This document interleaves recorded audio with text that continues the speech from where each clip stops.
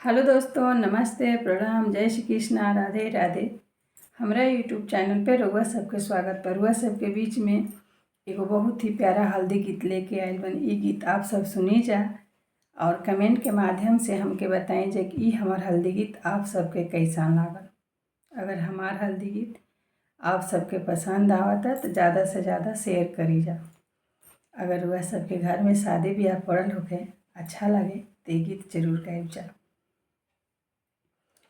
हथवा के लेके हरदिया यमा बाड़ी खाड़ हो, बैठ बेटी चुनरी सम्हारी हरदी लगाई हो, बैठ बेटी चुनरी सम्हारी हरदी लगाई हो।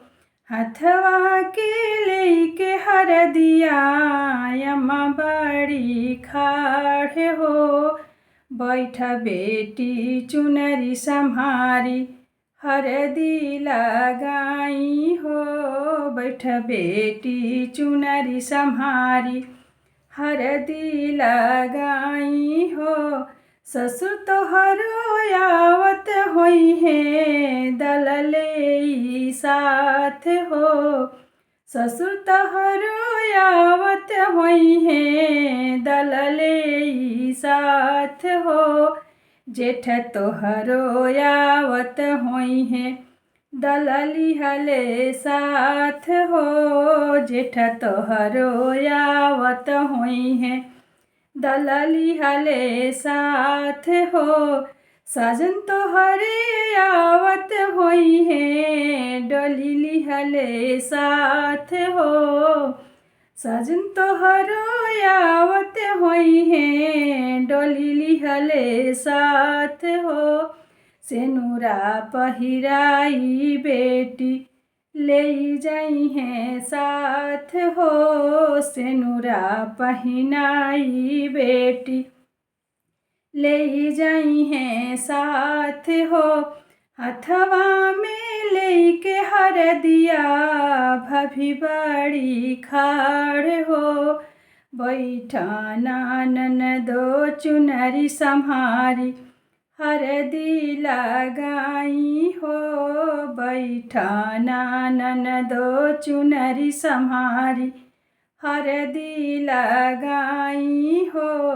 ससुर तोहरे आवत होई है दलले के साथ हो, जेठ तोहरो आवत होई है दलले के साथ हो, जेठ तोहरो आवत होई है दलले के साथ हो।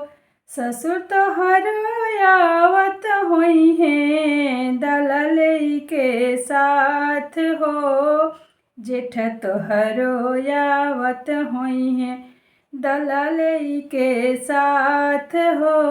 साजन तोहरो आवत होई है डोली ले के साथ हो, साजन तोहरो आवत होई है डोली ले के साथ हो। सेनुरा पहिराई ननदो ले जाई है साथ हो, सेनुरा पहिराई ननदो ले जाई है साथ हो। हथवा में लेके हरदिया दीदी बाड़ी खाड़ हो, बैठाना मोरी बहिनी चुनरी सम्हारी हो, बैठाना मोरी बहिनी चुनरी सम्हारी हो।